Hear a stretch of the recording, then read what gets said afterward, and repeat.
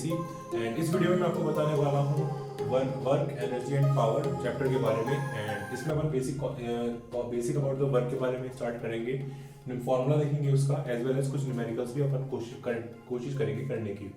अगर आपने मेरा लाइट चैप्टर नहीं देखा है तो यहाँ पे कंप्लीट प्लेलिस्ट आ रही होगी आई टैप में, आप वहाँ जाके चेकआउट कर सकते हैं। एंड वन इम्पोर्टेंट थिंग कि सिलेबस हैज बीन चेंज, तो अपन सिर्फ वही टॉपिक्स करेंगे जो बोर्ड में पूछे जाने वाले हैं। So this is the good news. तो फटाफट से स्टार्ट करते हैं आज की वीडियो। तो स्टार्ट करते हैं यहाँ पे बेसिक डेफिनेशन से एंड बेसिक कॉन्सेप्ट से वर्क एंड एनर्जी के। तो यहाँ पे सबसे पहले मैंने लिखा है एनर्जी। सबसे पहले आपको एनर्जी समझना जरूरी है, वर्क अगर आपको समझना है तो। एनर्जी क्या होती है?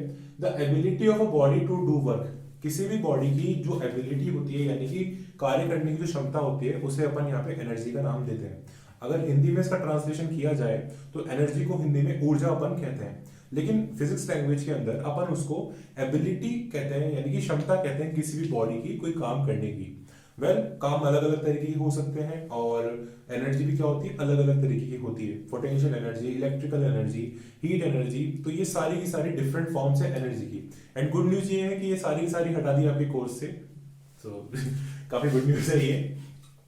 ऑन सीरियस नोट बात करते हैं तो आपको एनर्जी समझ में आ गया, the ability of a body to do work. Okay, now work क्या होता है? अपन नॉर्मल लैंग्वेज में बात करें तो वर्क कोई भी फिजिकल एक्टिविटी होती है।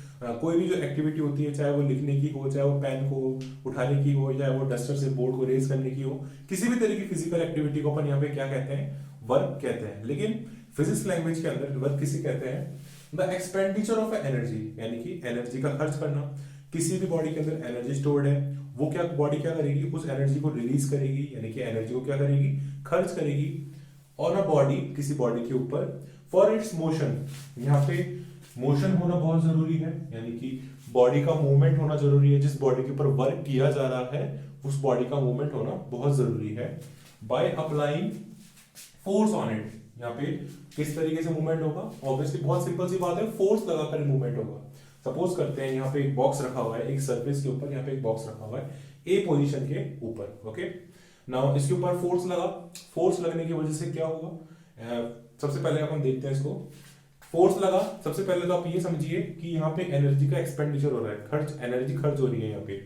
एंड फोर्स लगा, फोर्स क्या कर रहा है? फोर्स इज पुश और pull something, force is push और पुल समथिंग। तो यहाँ पे पुश किया बॉक्स को एंड बॉक्स की पोजीशन चेंज हो गई फ्रॉम ए टू बी। तो यहाँ पे जो बॉक्स का मूवमेंट हो गया, यानी कि कुछ ना कुछ अमाउंट में वर्क हुआ है। तो अपन कहेंगे यहाँ पे कुछ ना कुछ अमाउंट में वर्क हुआ है, एनर्जी का एक्सपेंडिचर भी हुआ है। सो आई थिंक कुछ क्लियर हो पा रहा होगा आपको बेसिक डेफिनेशन वर्क की। एंड न्यूमेरिकली बात करेंगे, न्यूमेरिकली किसके इक्वल होता है? फॉर्मूला वाइज तो work is equal to product of force, जो फोर्स होता है उसका वो, और applied on a body, and displacement, जो डिस्प्लेसमेंट होता है वो, उन दोनों के प्रोडक्ट के बराबर होता है वर्क डन। फोर्स और जो डिस्प्लेसमेंट, यानी जो डिस्टेंस कवर किया गया है ए टू बी, हालांकि इसको डिस्टेंस नहीं कहना चाहिए, डिस्प्लेसमेंट कहना चाहिए, काफी जनरल टर्म है ये। तो ए टू बी जो डिस्प्लेसमेंट ट्रेवल हुआ है, इन दोनों के प्रोडक्ट के बराबर होता है वर्क डन न्यूमेरिकली, जो आप यहाँ पे देख सकते हैं। Work is equals to force multiply displacement F into D. तो यहाँ पे ये न्यूमेरिकली फॉर्मूला भी बन जाता है इसका। अब थोड़ी और बात करें तो it is a scalar quantity. Scalar quantity है वर्क। नाउ स्केलर क्वांटिटी क्या होती है? क्वांटिटीज दो तरह की होती है, number one scalar quantity, number two vector quantity. Vector quantity वो होती है जिसकी डायरेक्शन होती है, फॉर एग्जांपल फोर्स की एक पर्टिकुलर डायरेक्शन होती है कि किस डायरेक्शन में वो अप्लाई किया जाता है। लेकिन वही बात करेगा टेम्परेचर की, तो टेम्परेचर की कोई डायरेक्शन नहीं होती, टेम्परेचर जस्ट हाई हो सकता है या फिर टेम्परेचर लो हो सकता है। तो टेम्परेचर एक स्केलर क्वांटिटी है और फोर्स एक वेक्टर क्वांटिटी है। सिमिलरली जो वर्क है वो भी क्या है? एक स्केलर क्वांटिटी है। इसकी कोई डायरेक्शन नहीं होती वर्क की, बट ये बस एक स्केलर क्वांटिटी, इसका सिर्फ मैग्नीट्यूड होता है। ओके, नो डायरेक्शन यहाँ पे मैंने लिखा हुआ भी है। जो एनर्जी है आपकी, जो एनर्जी होता है वो भी एक स्केलर क्वांटिटी होती है, उसकी कोई डायरेक्शन नहीं होती है, वो बस उसका मैग्नीट्यूड होता है। ओके, हाउएवर जो value can be positive, negative as well as positive. लेकिन जो वर्क होता है उसकी वैल्यू नेगेटिव भी हो सकती है और पॉजिटिव भी हो सकती है। वो ऐसा क्यों होता है? जैसे जैसे बताता हूं मैं आपको आने वाले पार्ट में वीडियो के, जैसे जैसे वीडियो प्रोग्रेस करेगी तो डिपेंड किस पे करता है? पॉजिटिव नेगेटिव होना वर्क का, वो डिपेंड करता है नेचर ऑफ द वर्क पे, कि वर्क किस तरीके से किया गया है। जब डायग्राम के साथ मैं आपको समझाऊंगा तो आपको डेफिनेटली समझ में आ जाएगा, तो वीडियो एंड तक जरूर देखना। ओके, तो यहाँ पे मैंने फॉर्मूला लिख ही दिया, आपको मैंने फॉर्मूला एक्सप्लेन कर ही चुका हूँ कि फोर्स और जो डिस्प्लेसमेंट होता है उन दोनों के प्रोडक्ट के बराबर होता है इस वर्क डन न्यूमेरिकली, और डेफिनेशन वाइज मैंने यहाँ पे लिख ही दिया है। ओके, चलिए इस फॉर्मूले को थोड़ा और डिटेल में एक्सप्लेन करता हूँ मैं आपको, and F D cos theta क्या होता है उसको भी ऊपर अपन बात करते हैं। तो आइए जरा अपन इस जो फॉर्मूला है work is equals to force into displacement, इसको थोड़ा डिटेल में अपन समझते हैं। यहाँ पे सपोज करिए यहाँ पे एक बॉक्स रखा हुआ है एंड अपन को फोर्स लगाकर इस बॉक्स को शिफ्ट करना है इस पोजीशन के ऊपर, तो डेफिनेटली आपको फोर्स अप्लाई करना पड़ेगा, एंड फोर्स अप्लाई होगा एंड डिस्प्लेसमेंट होगा। सपोज कर लेते हैं डिस्प्लेसमेंट डी होगा, and this is the D displacement, and तो क्या होगा, वर्क डन होगा, work done is equals to force into displacement. ये बात तब तक बहुत इजी लगती है सुनने में जब तक कि फोर्स की डायरेक्शन अलोंग द इस तरफ डायरेक्शन होती है, यानी कि इस तरफ जो डायरेक्शन होती है अलोंग द डिस्प्लेसमेंट, जिस तरफ डिस्प्लेसमेंट हो रहा है उस तरफ डायरेक्शन होती है फोर्स की, तो तब तक बहुत आसान रहती है बात। लेकिन अगर अपन बात करें फोर्स की डायरेक्शन को थोड़ा सा इंक्लाइंड अपन अगर कर दें इस तरीके से, अगर अपन फोर्स की डायरेक्शन ले लें, आपको मैंने कहा था कि फोर्स एक वेक्टर क्वांटिटी होती है, तो फोर्स की डायरेक्शन इस तरफ भी हो सकती है। सपोज कीजिए कोई बच्चा रस्सी से इसको बांध के पुल कर रहा है एंड वो इस तरीके से पुल कर रहा है, इस तरीके से इसको खींच रहा है, तो क्या होगा, एंड आप जानते हैं डेफिनेटली ये बॉक्स इधर की तरफ मूव करेगा। ओके, हालांकि फोर्स की डायरेक्शन इस तरफ है, थोड़ा एंगल पे है, बट स्टिल फोर्स ये जो बॉक्स है वो क्या करेगा, मूव करेगा। तो अपन इसको ऐसे कह सकते हैं कि जो ये वाला जो फोर्स है इसके दो पार्ट्स अपन बना सकते हैं। तो एक पार्ट फोर्स का वो होगा जो इस डायरेक्शन की तरफ एक्टिवेट है, यानी कि उस बॉक्स को इसकी तरफ खींच रहा है, एंड आप चाहे तो दूसरा पार्ट भी बना सकते हैं, वो दूसरा पार्ट जो होगा फोर्स का वो ऊपर की तरफ जाएगा, जो अगर थोड़ा सा डिसबैलेंस अगर किया तो हो सकता है जो बॉक्स है वो आगे से इस तरीके से लिफ्ट भी कर जाए।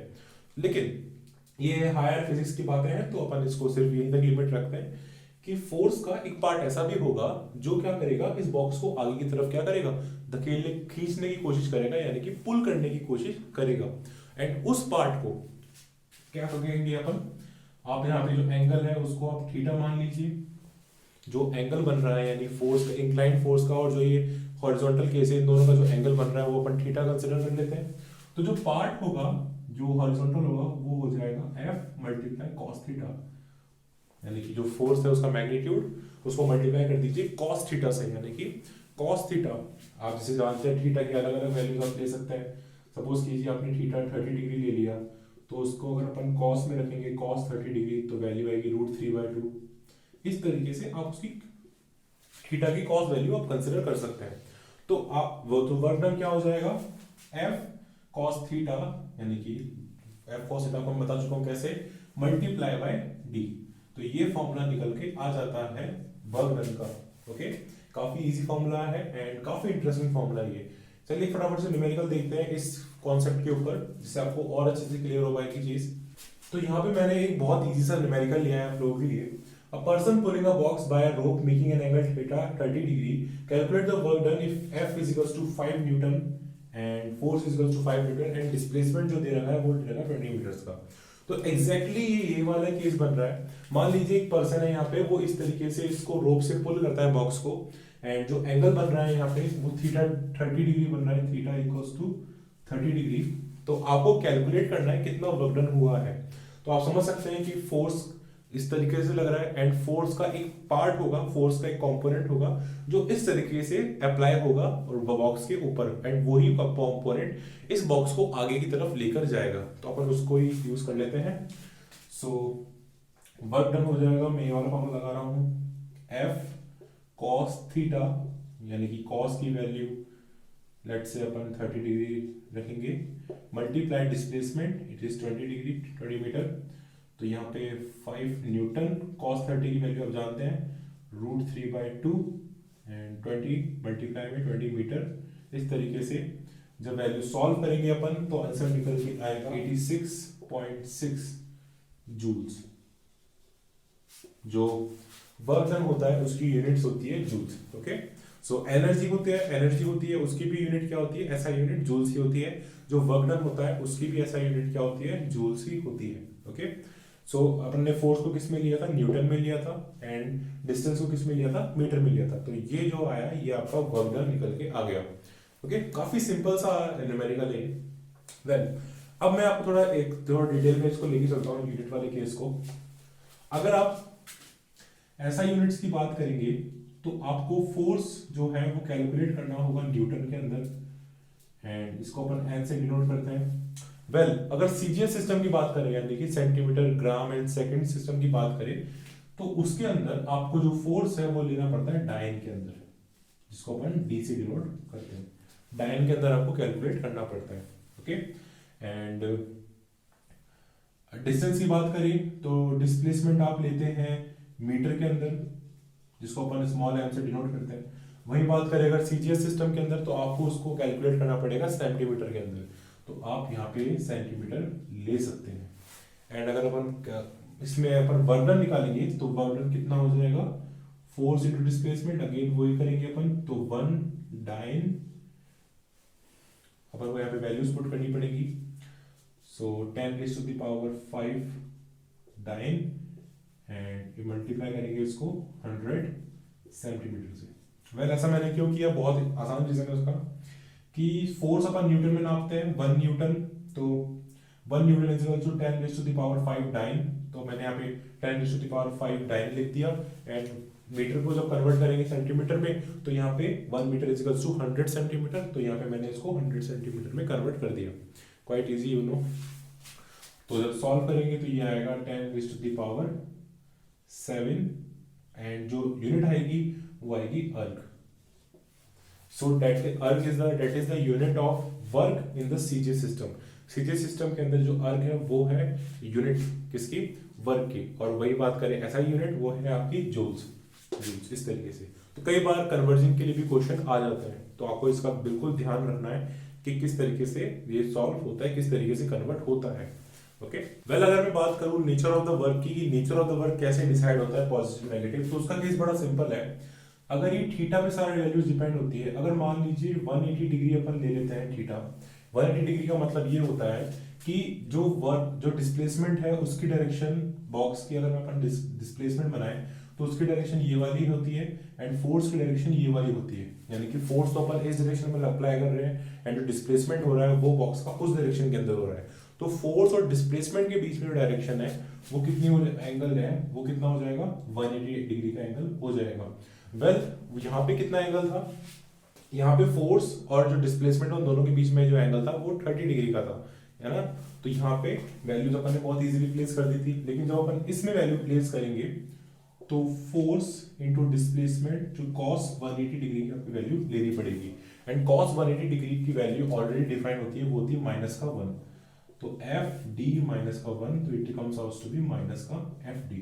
तो वर्क कितना आएगा, -FD आएगा। तो इस तरीके से आप देख सकते हैं कि वर्क नेगेटिव भी होता है एज वेल एज पॉजिटिव भी देखने को मिलता है, depending upon the nature of the work, कि वर्क का नेचर किस तरीके से हो रहा है। ओके, वेल, तो लास्ट टॉपिक पर बात करते हैं इस वीडियो के, work in lifting an object. जब अपन किसी ऑब्जेक्ट को लिफ्ट करते हैं, यानी नीचे से ऊपर की तरफ उठाते हैं, तो उस केस के अंदर वर्क किस तरीके से डिफाइन होता है। अभी तक जो अपन बात कर रहे थे वो सरफेस लेवल पे बात कर रहे थे कि सरफेस पे मूवमेंट हो रहा था ऑब्जेक्ट का, लेकिन अब जो बात करने वाले हैं वो करने वाले हैं लिफ्टिंग की, वर्टिकल मोशन की, कि ऑब्जेक्ट को नीचे से ऊपर की तरफ किस तरीके से लिफ्ट किया जाता है।